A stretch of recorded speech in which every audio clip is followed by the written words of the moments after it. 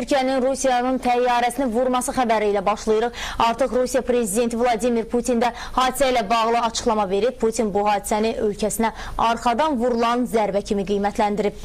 Və onda nəzərinizə çatdıraq, Putin Türkiyənin təyyarəni vurandan sonra Rusiya ilə təcili əlaqə yaratmaq əvəzinə NATO-ya müraciət etməsini də qınayıb.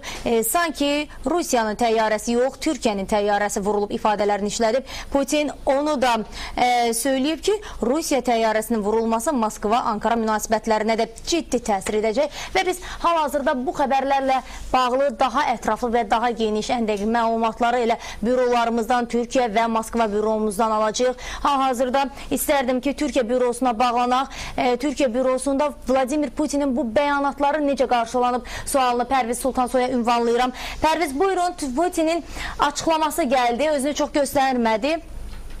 Hal-hazırda bizim Skype-da bağlantımız alınmır, amma biz çalışacağıq ki, buraxılışımız boyunca əlaqə saxlayaq. Və biz Rusiya ilə əlaqə saxlamağa başlayırıq. Rusiyadan Akşin Sabiroğlu efirdədir və bizim məlumatlarımızı, daha doğrusu bizə daha ətraflı məlumat verəcək. Akşin, buyurun, bizə ən son xəbərləri çatdırın. Türkiyənin Rusiyanın təyyarəsini vurması xəbəri Rusiyada necə qarşılandı və Vladimir Putinin bəyanatları da var. Çox ciddi bəyanatlar söyləyib və bunun rəsmi Ankara və rəsmi Moskva münasibətlərinə ciddi təsir göstərəcəyini bildirib. Tamam Efsane. Söylediğiniz gibi Putin bu hadisayla bağlı az önce bir beyanatla çıkış etti. O Soçi'de Yordanya kralıyla geçirdiği görüşte hadisenin Rusya'ya arkadan vurulan zərbe kimi adlandırdı. O bu zərbənin Rusiya terrorçuların elbirleriyle vurulduğunu ve baş verenleri başka cür değerlendirmenin mümkün olmadığını dedi.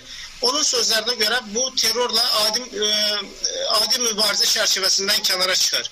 Rus ordusunun terörle qəhrəmancasına mübarizə apardığını diyen Putin, Türkiye hükümetini çok ciddi tənkit etti. Türk hükümetinin təyyarənin vurulmasından sonra Rusya ile təcili əlaqə yaratmaq əvəzinə NATO'ya müraciət ettiğine dikkat çeken Putin, bunun çok qəribə bir durum olduğunu dedi. Putin qeyd edib ki, Rusiya təyyarəsinin vurulması Moskva-Ankara münasibətlərdə də ciddi təsir edəcək. Putin bunda deyib ki, Su-24 təyyarəsi Türkiyə ilə sərhəddə 1 kilometr yaxınlaşıb, amma təmas xəttindən 4 kilometr uzaqlıqda vurulub. O, Rusiya hökumətinin bu məsələni təhlil edəcəyini, təyyarənin hansı səbəbdən vurulmasını aydınlaşdıracağını deyib. Bu arada ben Rus politologlarla görüştüm bu hadiseyle bağlı. Onlar da bu hadiseden sonra Türkiye ile Rusya münasibetlerinin çok ciddi şekilde gerginleşebileceğini istisna etmirler. Ve Rusya'nın bu hadiseyle aslında əsl bir müharibə içine girdiğini dediler. Onlar bu müharibənin Rusya üçün bəzi ağır nəticələr doğura bileceğini de istisna etmirlər. Bugünkü hadise de Rusya'nın Suriye'de verdiği ilk kurbanlardır. Ancak politologlar Rusya'nın bu hadiseden sonra geri adım atmamasına ve aksi halde dünyadaki imicinin düşeceğini deyirlər. Akşin, çox sağ olun, təşəkkürlər. Biz sizinlə yenidən əlaqə saxlayacağıq, amma istərdim ki, Türkiyə mətbuatı da bu xəbərə daha geniş yer verib. Elə buna görə də Türkiyə büromuza yenidən bağlanaq və hadisənin bu ölkədə doğurduğu əks sədanı elə Türkiyə büromuzdan Pərviz Sultansoy bizə çatdırsın. Pərviz, buyurun, Putinin ciddi bəyanatları var və rəsmi Moskva və rəsmi Ankara arasında münasibətlərin əvvəlki kimi olmayacağını söylüyor Vladimir Putin. Türkiyədə buna necə münasibət bəslənilir? Efsane, bildiğiniz kimi hal-hazırda Türkiye'de en önemli meselelerden birine çevrildi bu hadise ve onu diyeyim ki hal-hazırda resmi Ankara'dan açıklama gözlüyor ama Türkiye için de bugün çok önemli bir günüydü ve bugün böyle diyeyim ki hal-hazırda Başnazir Ahmet Davutoğlu ile Prezident Recep Tayyip Erdoğan görüşür. Görüşmelerinin əslində əsas səbəbi yeni hükümetin kurulmasıydı. Lakin biz gözlüyoruz ki bugün Türkiye'de təhlükəsizlik toplantısı eləyəcək və rəsmi Türkiye artık NATO'ya müraciət edib Türkiye saatiyle saat 18'de, Azerbaycan saatiyle saat 20:00'da belə deyim ki NATO'nun təcili icrası çağırılıb ve bu icrasdan çıkan nəticələrdən sonra yəqin ki açıklamalar olacak efsane ve onu diyeyim ki bəli rəsmi açıklamalarda da artık bildirildi ki Türkiye ərazisini məhz hava sərhədini pozduğu üçün Türkiye qırıcısı Türkiye silahlı qüvvələri və Türkiye belə deyim ki məhz hava qüvvələri tərəfindən belə deyim Rusiya Su-24 tipli təyyarəsi vurulub. Lakin onu deyim ki, bunun ardınca Türkiyə Daxili İşlər Naziri və o cümlədən Türkiyə Baş Nazirliyi tərəfindən Rusiyanın səfirliyi, o cümlədən Rusiyanın Xarici İşlər Nazirliyinin nümayəndəsi dərhal Baş Nazirliyə çağırılıb. Bu barədə məlumat verilib və rəsmi Türkiyənin bir məlumatını da söyleyeyim ki, çox önəmlidir.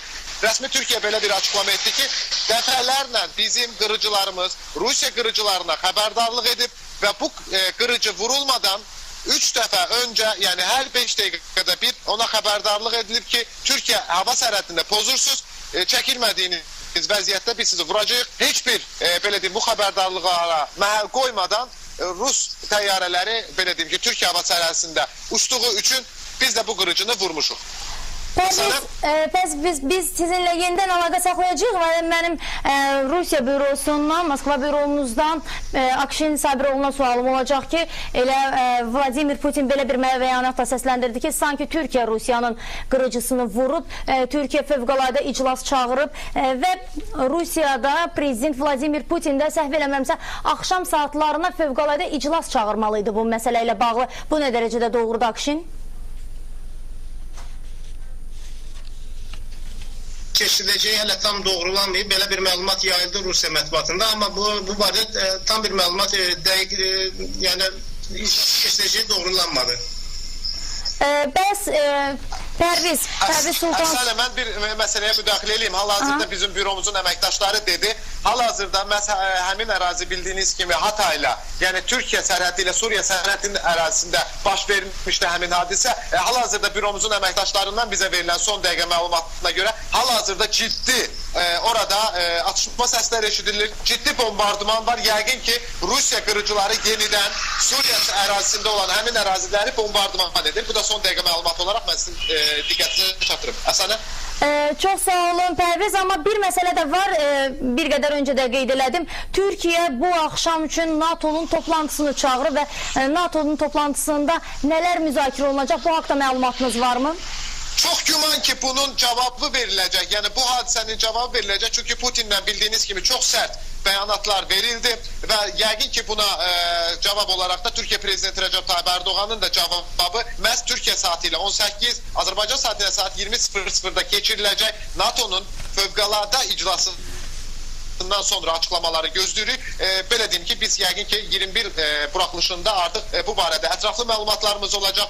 Lakin inanın çox maraqlıdır. Politologların bəzilərinin fikirlərinə görə NATO deməli bir oyun oynadı və Türkiyə bu oyuna girdi deyə məlumatlar yayılır mətbuatda və Rusiya-Türkiyə münasibətləri bundan sonra belə əvvəlki kimi olmayacaq deyə məlumatları da var. Təbii ki, bunun belə deyim ki, hadisələrin gedişatında daha yaxşı izləyə biləcəyik. Əfsanə?